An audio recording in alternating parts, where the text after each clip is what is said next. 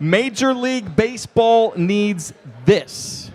Major League Baseball needs this. Luke, you have 2 minutes. Major League Baseball needs to pretend that steroids are not as big of a deal as they are. If you look at the other major sports, they kind of wash over it. For NFL football, every year there's somebody that's suspended for a drug-related problem. Somebody's on Adderall. Somebody's on performance-enhancing drugs. Somebody's get convicted for marijuana, and they just glaze over it. And there's in all major sports, teams and players are looking for an edge. And players go out and they make sure that they do whatever they can to get a leg up. When it happens in the NFL, they just pretend it never happened. Baseball almost embraced the steroid era. They make a big story out of it. They fight every little battle that they can. They're doing what cycling did with Lance Armstrong's. Just let him be a hero. If they'd have left him as a 7-time champion, you keep all of your American fans. All they've done is alienate everybody that ever felt like cycling was legitimate. You don't need to fight every single battle. When the home run battle happened in the late 90s, they got all the fans that they lost in 1994. When they had that strike, they just let everybody come right back into it. They hitch their wagon to their heroes and let them hit these home runs. But all of a sudden, Barry Bonds comes along, and he's a guy that they don't like, so they just throw him under the bus.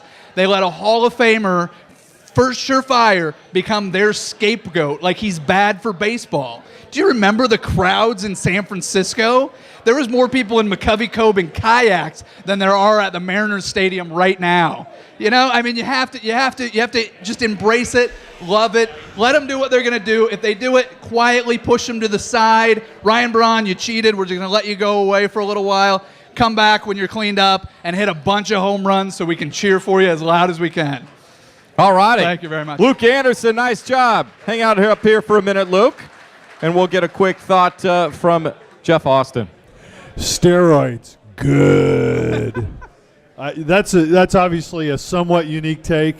You know, I was waiting for you to tell me why steroids was no big deal. I think you developed that a little bit, but when you hearken back to the McGuire-Sosa days, and I think about how great I felt about baseball and it was reborn again, and I actually got to cover some of that when McGuire hit the record-setting home run.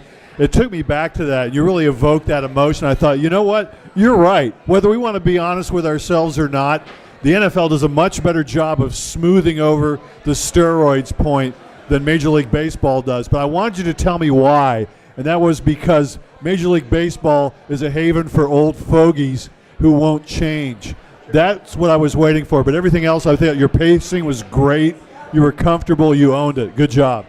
All righty. Thank you. Ryan Cooley, huge baseball fan. What'd you think there? Well, I was going to say, Jeff is just a baseball hater. That's just the way it is.